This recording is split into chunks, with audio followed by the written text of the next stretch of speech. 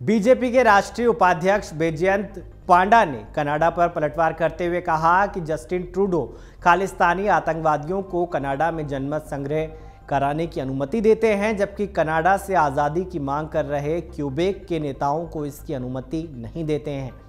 ऐसे में हमें भी कनाडा के साथ दोस्ती की भावना रखते हुए क्यूबेक की आज़ादी को लेकर एक ऑनलाइन जनमत संग्रह की योजना पर विचार करना चाहिए। कनाडा के प्रधानमंत्री जस्टिन ट्रूडो की ओर से भारत पर लगाए गए संगीन आरोपों पर बीजेपी के राष्ट्रीय उपाध्यक्ष बैजयंत पांडा ने पलटवार किया है।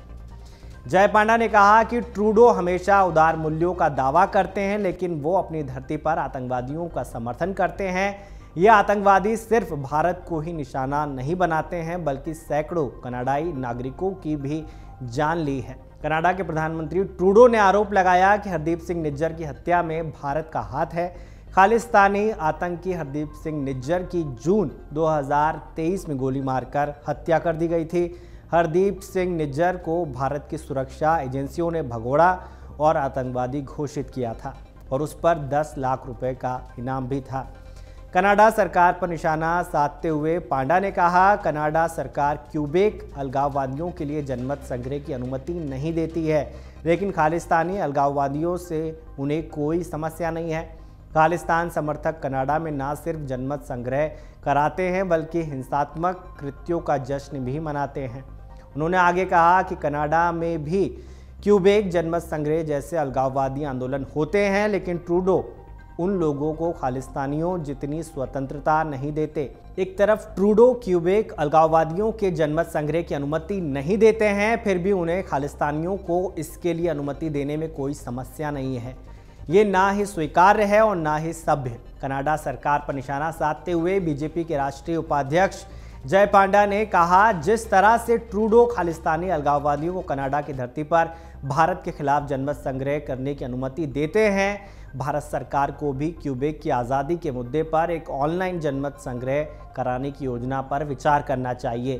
कटाक्ष के तौर पर कनाडा की धरती पर खालिस्तानी अलगाववादियों को जनमत संग्रह कराने की अनुमति देने के प्रति आभार व्यक्त करते हुए उन्होंने कहा, कनाडा के साथ दोस्ती की भावना के तहत हमें भी भारत में क्यूबेक की आज़ादी को लेकर एक ऑनलाइन जनमत संग्रह कराने की योजना पर विचार करना चाहिए। जिस तरह से कनाडा खालिस्तानियों को इसकी अनुमति देने के प्रति विचारशील रहा है, शायद हमें भी क्यूबेक अलगाववादियों के लिए भारतीय भूमि की पेशकश करनी चाहिए। पांडा ने आगे कहा, ये दोनों देशों में फ्री स्पीच की भावना को भी प्रेरित करेगा और एक आज़ाद क्यूबेक के लिए समर्थन के तौर पर मदद भी करेगा। कनाडा के चुने हुए राजनेता जो आज़ाद क्यूबेक का समर्थन करते हैं और इसके लिए यूरोपीय नेताओं से मिलते हैं, हमें भी उनसे मिलना चाहिए और उनके विचारों को समझना चाहिए। उन्होंने कहा, भारत और कनाडा के बीच मित्रता और सहयोग की भावना के तहत हमें भी दिल्ली में उनके लिए बातचीत की मेज़बानी करने में खुशी होगी। आपको बताते हैं क्या है क्यूबेक स्वतंत्रता आंदोलन। क्यूबेक कनाडा का एक प्रांत है। क्यूबेक के कुछ लोग कनाडा से अलग देश की मांग करते रहे हैं। इस मांग को क्यूबेक स्वतंत्रता आंदोलन नाम दिया गया है।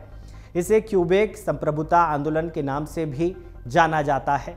इस आंदोलन का मकसद कनाडा से क्यूबेक की आज़ादी दिलाना है। इस आंदोलन में शामिल लोगों का मानना है, यदि क्यूबेक कनाडा से आज़ाद होता है तो वो अपने आर्थिक, सामाजिक और सांस्कृतिक विकास में और अधिक बेहतर करने में सक्षम होगा। यह आंदोलन क्यूबेक राष्ट्रवाद के विचार पर आधारित है, जिसका मकसद ही क्यूबेक को एक अलग देश बनाना है। अमर उजाला अब आपके टीवी पर भी। अपने स्मार्ट टीवी पर YouTube पर सर्च करें अमर उजाला, चैनल सब्सक्राइब करें और देखें ताज़ा खबरें, वो भी HD क्वालिटी में। और हाँ, बेल आइकन दबाना ना भूलें ताकि हर खबर हो आपके घर। अमर उजाला, निष्पक्ष, निर्भीक, निरंतर।